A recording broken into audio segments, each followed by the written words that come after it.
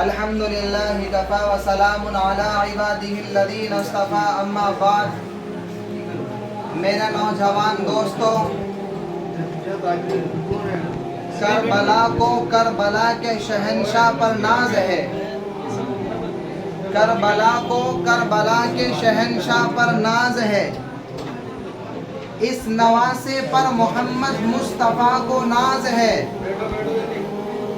یوں تو لاکھوں کروڑوں سجدے کیے مخلوق نے مگر، یوں تو لاکھوں سجدے کیے مخلوق نے مگر، حسین نے وہ سجدہ کیا ہے جس پر خدا کو ناز ہے۔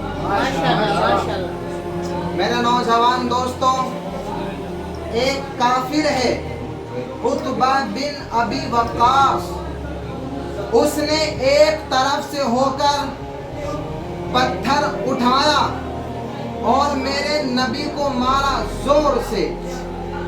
صحابہ کی نظریں تھیں تلواروں پر، نیزوں پر، تیروں پر، پتھر نظروں سے نکل گیا، لہذا وہ ان کے اندر کو چیرتا ہوا جا کر میرے نبی کے منہ پر یہاں لگا اور آپ سیدھا پیچھے کی طرف یوں گر گئے، پیچھے کی طرف یوں گرے۔ پیچھے ایک گدھا تھا، وہ یہاں گردن میں لگا، آپ بے ہوش ہو کے گر گئے، چہرہ بھی خون خون ہو گیا، دانت بھی ٹوٹ گئے۔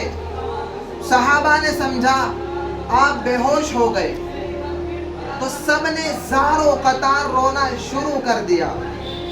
تھوڑی دیر کے بعد جب آپ کو ہوش آیا تو صحابہ نے کہا کہ یا رسول اللہ، اب تو ان کے لیے بد دعا فرما دیں، یہ سامنے امت نہیں ہے، قاتل کھڑے ہیں کافر۔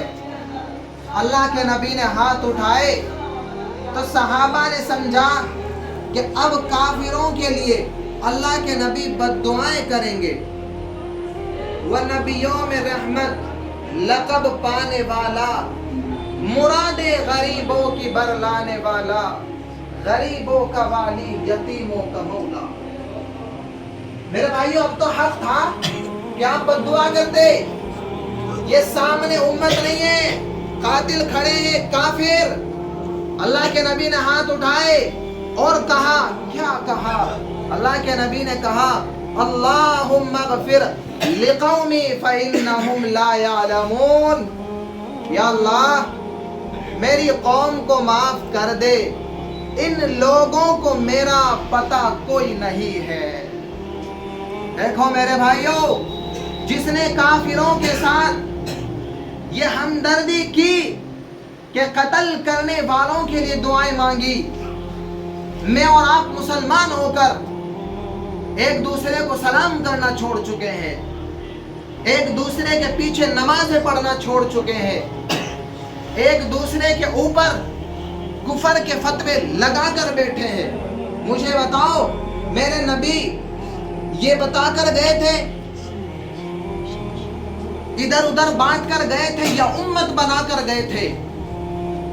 کیوں اس نادان کھیل میں اپنی قیمتی زندگی کو برباد کرتے ہو؟ یار کیوں نہیں مسلمان بن کے رہتے ہو؟ یہ کہتا ہے وہ کافر، وہ کہتا ہے یہ کافر، تو جنت میں کون جائے گا؟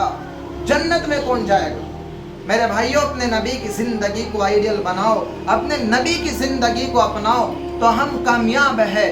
میں اپنی بات کو ختم کرتا ہوں اس شعر کے ساتھ، ٹھکانہ ہے قبر اے نوجوان کچھ تو عبادت کر، ٹھکانہ ہے قبر اے نوجوان کچھ تو عبادت کر۔